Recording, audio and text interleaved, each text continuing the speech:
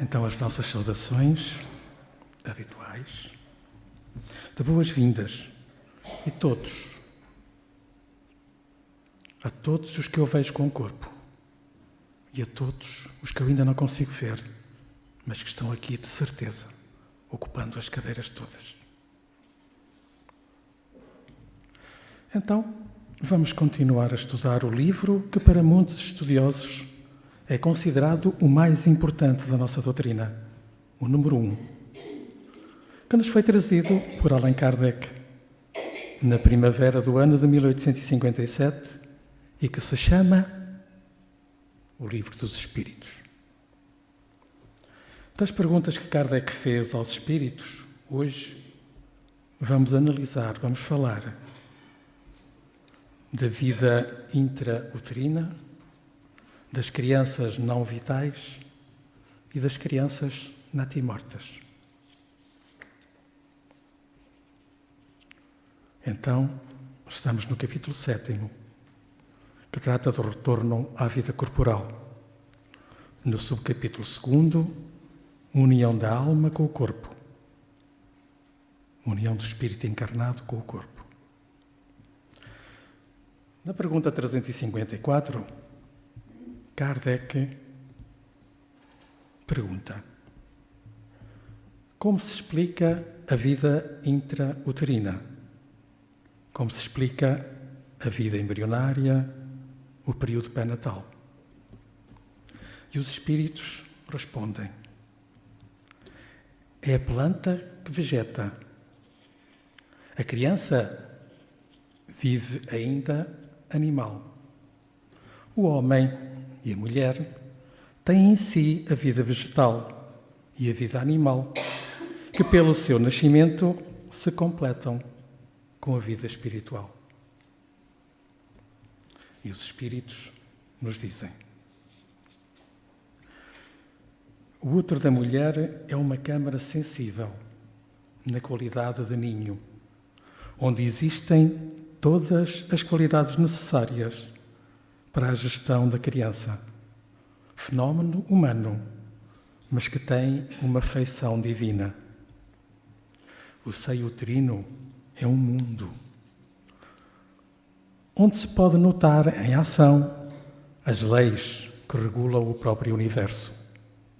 São ondas, são raios e impulsos se intercutando para garantir a vida. O corpo humano, não cansamos de dizer, é uma cópia do universo. Estudado há milénios sem conta e experimentado por milhões de vezes. Na sua jornada, já serviu muitas e muitas reencarnações para que pudesse obedecer ao seu progresso. Ele, o corpo, cada vez mais vai oferecendo ao espírito os meios dentro de suas possibilidades para cumprir a sua missão cada vez mais elevada na face da Terra. Então, o feto cresce pelo comando das forças internas, como sendo uma árvore, mas que com o passar dos tempos ele alcança variadas feições, como estágios, nas lembranças dos seus ancestrais, por onde o espírito percorreu na sua marcha evolutiva até sentir a razão nos esplendores da raça humana. É que esse corpo biológico foi planeado e executado por Deus, nosso Pai. A sua presença nunca lhe faltou para que esse corpo se expressasse como tal. Então, como vimos, na vida embrionária, na vida intrauterina, o espírito passa por diversas fases na formação do seu corpo, lembrando, mesmo na inconsciência, lembrando mesmo no seu estágio de inconsciente, o que tem de fazer para o seu crescimento, atingindo assim a vida espiritual, onde ele se deve aprumar, procurando por lei, procurando as leis do Pai, e nessas leis ele encontrar a plenitude da vida em libertação com Cristo Jesus. E Miramês termina esta pergunta com uma comparação e nos diz: a vida intrauterina é como que a vida em uma das maiores capitais do mundo, sendo que ela, a vida intrauterina, é mais perfeita, por não respeitar as leis que sustentam a sua própria harmonia. E falando-nos a nós, que somos as criaturas de Deus, pede-nos Miramês: pedimos que respeitem sempre a formação da vida física. Falamos da vida intrauterina. E respeitem sempre a criança. Ela será o homem e a mulher de amanhã. E pede hoje que possamos amar a Deus sobre todas as coisas e que eduquemos nossas crianças, não somente com palavras, mas principalmente através do exemplo. Na pergunta 355, Kardec pergunta: há, como indica a ciência, crianças que desde o ventre da mãe não têm possibilidades de viver? Ele pergunta: há, como indica a ciência, crianças que desde o ventre da mãe não têm possibilidades de viver? São crianças não vitais. E com que fim acontece isso? E os espíritos respondem que isso acontece frequentemente e Deus o permite como prova para os pais e para o espírito que estava destinado a encarnar. Este fenómeno das crianças não vitais pode ocorrer com frequência. E quando acontece, existe um espírito. Existe um espírito, o espírito de sua mãe, que fornece, através do seu pensamento, os elementos para a formação do corpo em gestação. Nada se perde no universo de Deus. São tudo experiências necessárias à evolução dos espíritos envolvidos, os pais e o filho. Tudo é aproveitado como lições, para que no futuro se aproveite o melhor do que se aprendeu, para que possamos tornar mais bela a nossa própria vida. O pensamento é um atributo do nosso espírito, é uma energia, é uma força que tem vida. Pena é que ainda somente alguns estudiosos experimentem essa força soberana de Deus, pois que para o comum das criaturas, essa energia, essa força, ainda é desconhecida. Com relação à criança não vital, o seu corpo obedece ao pensamento da mãe, como dissemos acima, cujo amor se transforma em ordens de comando na gestação de seu filho. Encontramos muitas pessoas que simplesmente pelo olhar dão vida a algumas criaturas em decadência e outras que também pelo olhar matam plantas e adoecem pessoas. É que pelos canais sublimados da visão flui um magnetismo puro ou magnetismo destituído da alma. Esses fluidos são emanações dos sentimentos em elevação com o Cristo ou em decadência junto às trevas. E os espíritos, através de Miramês, dizem-nos que é muito difícil o que eles vão citar, mas que acontece. Há crianças que não são vitais, que além de constituírem uma prova para os pais e para o próprio espírito que por ali se encontra, já vimos, são duas das razões para que pode acontecer uma criança não vital.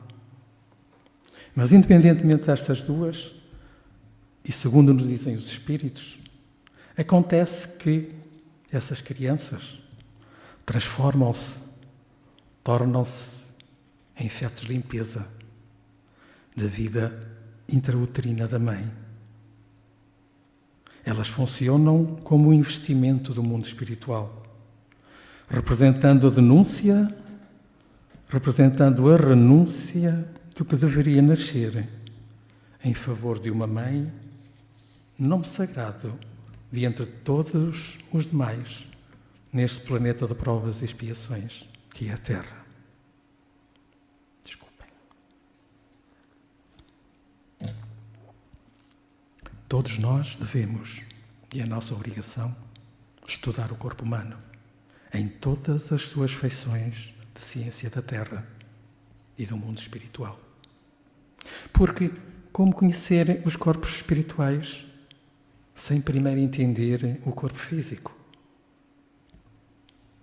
Um corpo não vital merece todo o nosso respeito, pois ele tem sempre uma destinação proveitosa, um fim útil. Deus vibra em tudo e Jesus participa em tudo o que o Pai lhe entregou para cuidar, olhando-nos sempre com o seu bondoso olhar de amor e dedicação. Nada há no mundo ou nos mundos que se mova sem a presença do Espírito. O Pai tem seus agentes de luz que registram todos os aspectos do crescimento da vida. No fundo, se queremos aprofundar no que acontece, se queremos aprofundar o nosso conhecimento, vimos que nada existe sem vitalidade, porque toda a forma é a vontade de Deus, operando para nos ensinar a viver melhor. E termina Miramês esta pergunta e nos diz que o mundo está a passar por determinadas provações. Quando falamos do mundo, salientamos com mais interesse a humanidade. Mas é nessas provações, nessas dificuldades, nessas dores, que se dá um nascimento à luz. Há muitos povos dormindo, que serão despertados com certa violência. Violência essa criada por eles mesmos. Muitas nações que, em verdade, são corpos não vitais, pelo menos por enquanto, no útero da vida, mas que lhes será dada vitalidade pelo amor de Deus, nosso Pai, e pela caridade do Cristo Jesus. Passamos à pergunta 356. E na pergunta 356, Kardec pergunta: há crianças natimortas que não foram destinadas à encarnação de um espírito? Ele pergunta: há crianças que morreram no útero materno ou durante o seu nascimento que não foram destinadas à encarnação de um espírito? E os espíritos respondem que sim. Há crianças que jamais tiveram um espírito destinado ao seu corpo, pois nada devia cumprir-se nelas. É somente pelos pais que essa criança nasce. É uma prova para os pais. E tem uma linha A e uma linha B. Na linha A, Kardec pergunta: um ser dessa natureza, natimorto, pode chegar ao tempo normal de nascimento? E os espíritos respondem que sim. Algumas vezes, mas não vive. Na linha B,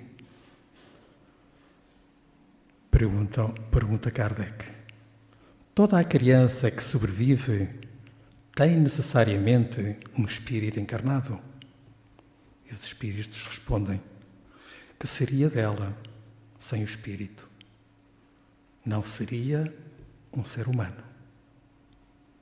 Então, entre os natimortos, alguns efetivamente não têm a destinação de viver, por não haver, desde o princípio da sua gestação no seio da mãe, um determinado espírito para a devida reencarnação.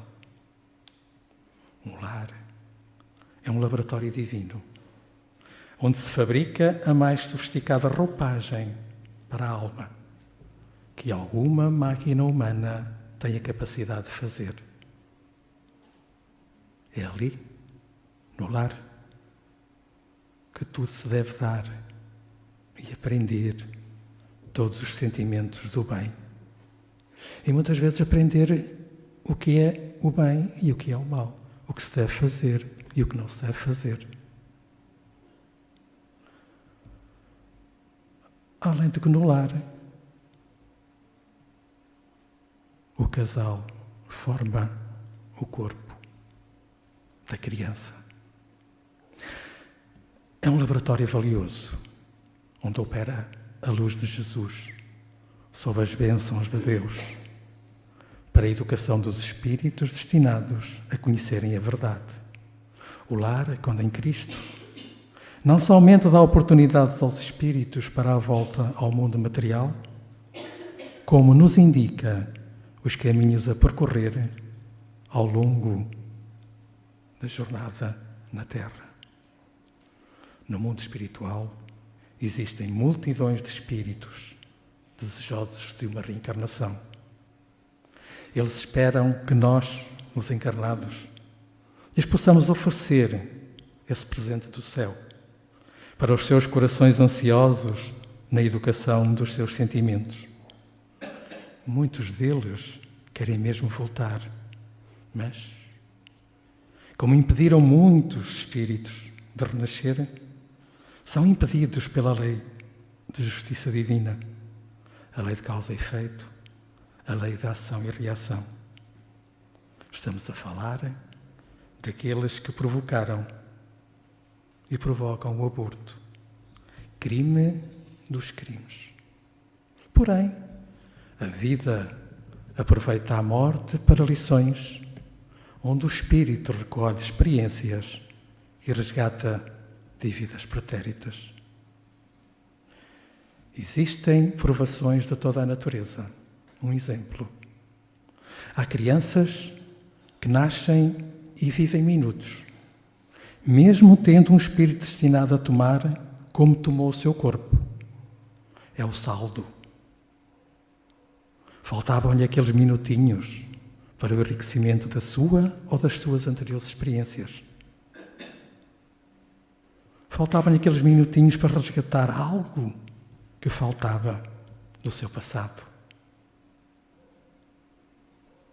E Miramês termina. E nos diz que as coisas de Deus nosso Pai não têm somente uma destinação. Elas são como uma universidade, onde se formam criaturas para diversas atividades intelectuais. O Espiritismo, a nossa doutrina, na sua grandiosidade, juntando-se com o progresso, oferece ao homem e à mulher diversos meios de se educar na vida física e para a vida espiritual, saindo da vida que poderemos comparar, chamando-a de natimorta, para a glória da vida imortal, acompanhando Jesus e sentindo o Cristo pulsar em nosso coração.